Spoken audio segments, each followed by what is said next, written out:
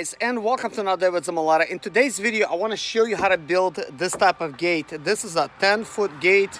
Well, actually it's pretty much almost a 9-foot gate, not quite 10 feet. This is my little garage over here. Well, it's 1624, not that little, but there it is, guys. There you have it. I will show you how to build it. So each section is going to be 4.5 feet, give or take. I may have to just make it a little bit bigger.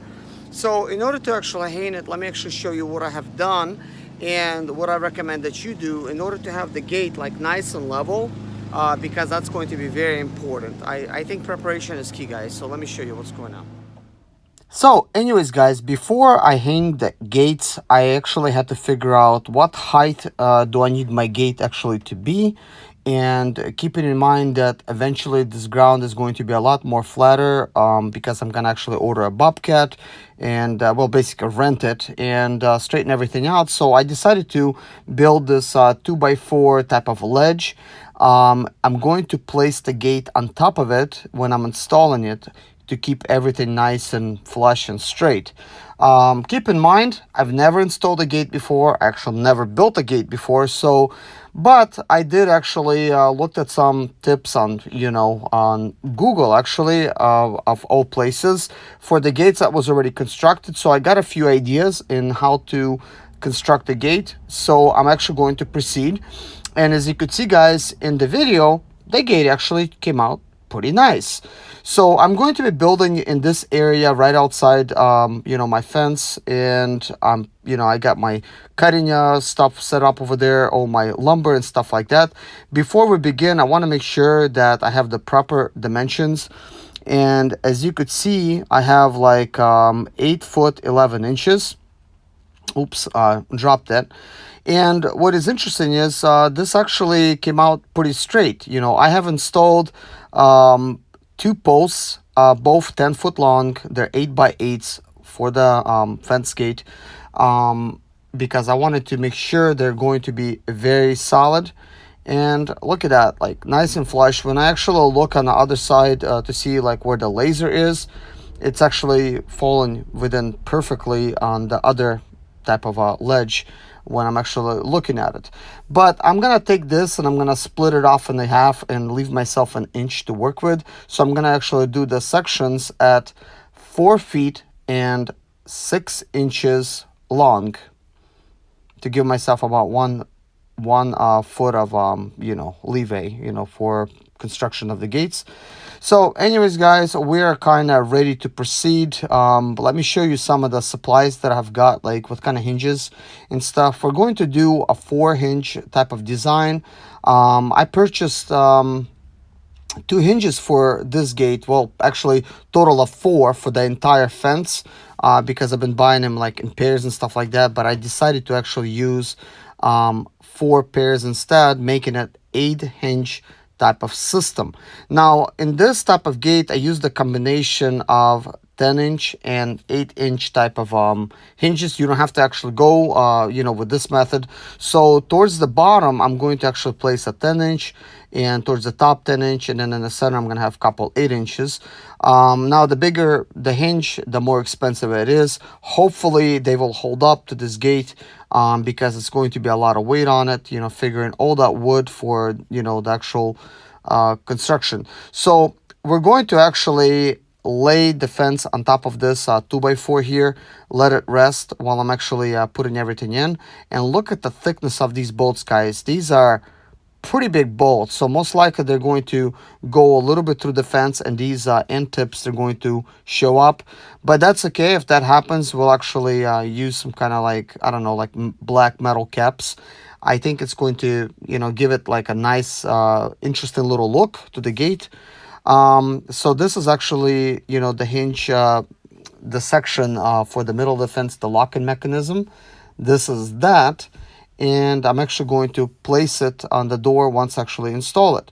This is the way it works. I just kind of got it like on the grass. Now you can separate it, if you have like a little bit of a wider type of gate, you could actually pull it apart a little bit if you have like, I don't know, like a big gap or something. But right now it's kind of hard to hold it together because it's 2 pieces and they both want to, take apart. But that's actually the way it's supposed to look. And you lift that little latch up and unlatch your gate and stuff like that. And they're pretty heavy duty. It's about a 1/4 inch type of steel. It will allow, you know, for a pretty solid type of construction, at least for what we're doing here. You know, you'll be able to actually hang a lock on it and stuff like that. So now it's time to start measuring. I've decided to actually cut each wood at like a 4 foot and 5 inches long, to give myself just a little bit more room, you know, about like, I guess that would make it about like yeah, that actually would be about right. Just giving myself about an inch of space to actually work with. So like over here, I'm actually trying to decide whether to build a gate with four, you know, like overlapping type of, you know, sections like that. But this would make it for a lot shorter gate. This would actually be less than 6 foot tall, because I cut these little sections at a 1.6 inches. So not very tall. So I kind of decided from here on that I want to add one more little section, because I want it to be just a little over 7 feet, but under 8 feet, because I don't want a gate to be taller than actual posts, even though they're 10 foot tall, but I had to dig them in a little bit further. So, you know, I decided to kind of go with this type of look. And what I'm going to do is, once I actually finish cutting all of them, I'm going to put them together on this jig here. The two 2x4s that you see laying there, the 8 foot longs, I'm using them sort of like a jig, like a little table and stuff, to keep things nice and square when I'm going to actually start, you know, like putting nails in them and stuff like that. As you can see, I'm already starting to cut a little bit more what I need. And what's nice is I'll be able to take those 2x4s, secure everything into place the way I want it, and it's not going to actually shift on me or move. It will allow me to build a second gate just like it on top of it, without worrying that it's going to be like a little bit off. So now that we have this gate kind of like in its place, I have secured the two end pieces with 4 screws. They're not going to move. So now I just need to, like, you know, get like a little hammer, or just use like my hand to tap the wood into place. That way everything's going to be like nice and square. Now keep in mind, with this type of construction, you know, putting the screws from the side, it is going to be a little bit flimsy. You know, now that I've built that gate, maybe using screws for this type of design, maybe not such a good idea. First of all, it takes too long. Second of all, it cracks the wood, which is not that good. I think I actually would use those metal pieces with a bunch of nails in them, kind of like trusses, and put them into place, and then use some kind of tiny screws to actually just, you know, put a few, you know, through there, just to keep those things from, you know, poking out, you know, when the wood, I guess, is like breathing or whatever. But really, you don't actually need to have any screws in there, like once you actually put the boards on top of it, because the boards for this design will actually hold as kind of like the skin for the skeleton, sort of like, you know, once I put them on there, it's going to be very, you know, solid design. I think it's possibly still a little chance at wood, you know, like gate stretching a little bit with this design. Now they do sell the thing that's called Easy Gate, and there's like metal type of hinges. It costs like a little bit over $30. I think it's like 38 bucks for each box, and you would need about 2 boxes to build this gate. I've looked at them. It's not a very heavy duty type of you know, like metal, but it would keep you 2x4s in line, and maybe you would not need this little design like I did it. And you could just build it like that and use that as your gate. I decided not to go with that method because I wanted to have different type of looking hinge than they had, and I wanted to just go with my own little look. So I'm completely happy with this design. Now this is the size of the gates that I will have, guys. All we need to do is just you know, put the screws through this, and it's going to actually you know, go like pretty much fine. Now we are using about like 10 actual, you know, 2x4s by 8s for this design, and I had a bunch of little wood, like once actually cut the little bits off in order to actually build a little sections of the fence and stuff.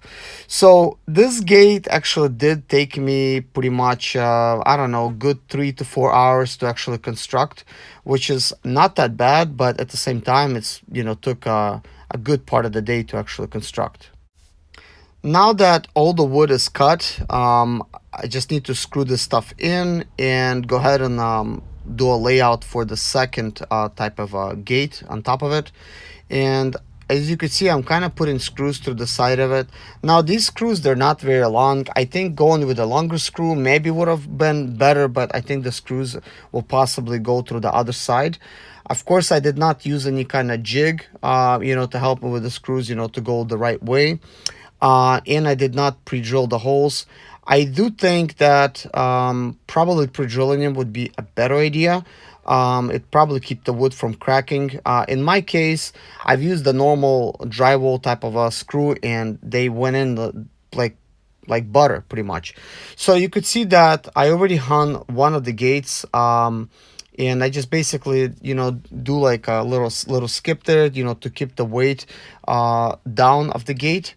And I already basically installed the hinges here, as you could see.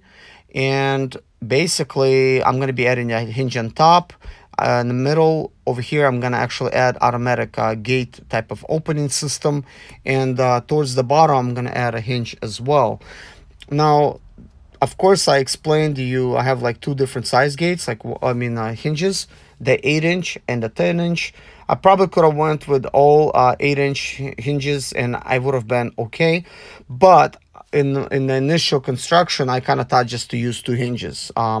But since I changed the design a little bit, for the aesthetics, I kind of thought, well, I already have those other hinges, might as well use them for this design here. Initially, I was going to build my main gate also like out of wood like this and use those just the 2 hinges. But after building this gate and realizing how heavy just a 4.5 foot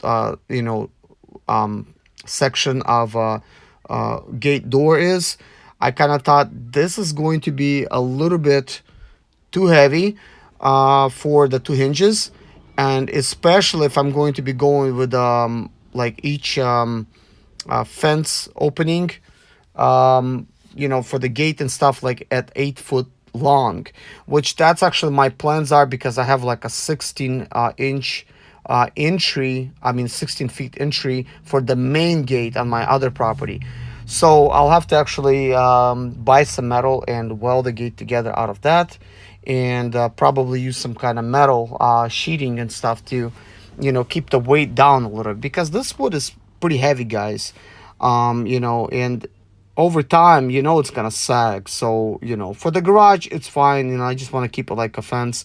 I'm not gonna use the gate very often, but guys, this actually worked out really well. I don't have nothing bad to say about it. This gate opens up really well, it closes well, and it blends in with the fence, guys. Like to me, it seems a very solid construction. Now, I know some of you might be asking, like, why would you like go like across, with those wooden section? Why not build all the posts like top to bottom, like in that type of length? And I'll tell you guys, just like the regular fence is, you're hanging it sort of like on the ribs like that. It keeps the design very solid, because you have to put a nail through each one of those boards. Now, if I was to make those end sections just long like that, then obviously when I would attach those other ones with screws, like the ribs on the side, they're not going to be very strong, and now those will actually stretch over time. Shoot, they might even break off, unless you really secure them strongly. So I thought for this design, the very optimal design is just like this with these ribs.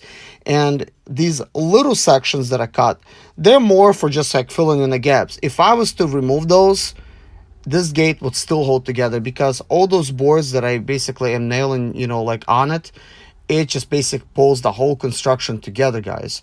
So I'm okay with this design, and I've also considered building the gate just like the normal way you would do it, with like a 2x4 type of wall. I actually think that would be a pretty solid, you know, construction.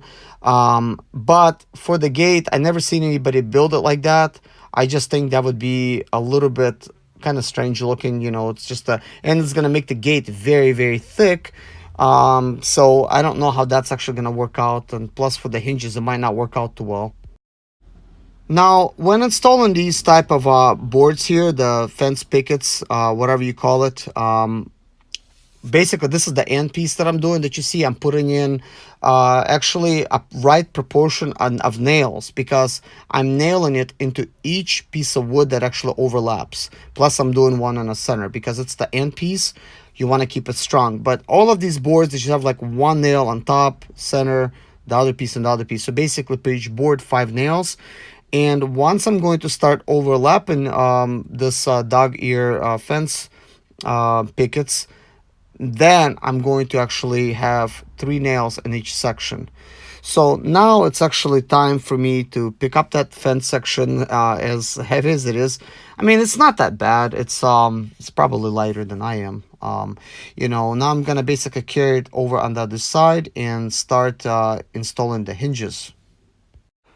So anyways, guys, now the hard part, or the easy part, since I do have like something to lay it on. Look how well it works, guys. I'm just basically placing the gate on top of it, and despite it being so heavy, I got it in the right place, and I just got to basically shift it around a little bit, get it exactly where I want it, and start installing the hinges.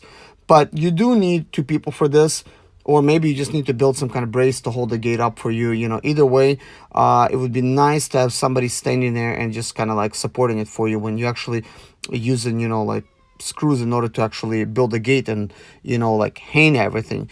I mean, this is definitely like a 2 people type of job. So as you could see, I still fit right through that section. I mean, I'm gonna fix that a little bit later in the video. So now it's time to actually install these type of hinges. So here we go, guys. I'm just gonna speed things up a little bit over here, and this is the way I install the hinges here. You want to make sure that when installing them, you have like proper spacings and everything. For me, leaving myself 1 inch of spacing, it actually worked out very well. Of course, it helps having a powerful drill to actually put this right through. So as you could see, guys, these gates are opening up just fine. This is kind of like a little pre-test, and then I'm going to actually start installing the rest of the pickets and stuff. But before I do, I need to add a middle locking type of mechanism, and also I see one of the gates is hanging a little bit low. So I went ahead and actually fixed that. I put my jack underneath the right gate, and I undone the top hinge on the right side, and I basically shifted over a little bit, and now as you could see, it's a lot more straighter. This is as best as it's going to get unless I lower the other side. So, but this is fine for me, definitely. So that little screw, I've been having issues with it, because it's just like, that's just that for some reason it strips really easy for that stuff, even though it's like I'm putting it in for the first time. So now everything is complete, guys, and here's the gate, everything done. You could see the way I blended everything in with a 8x8 fence post by 10. So it looks like a naturally flowing fence all the way around and to my shop.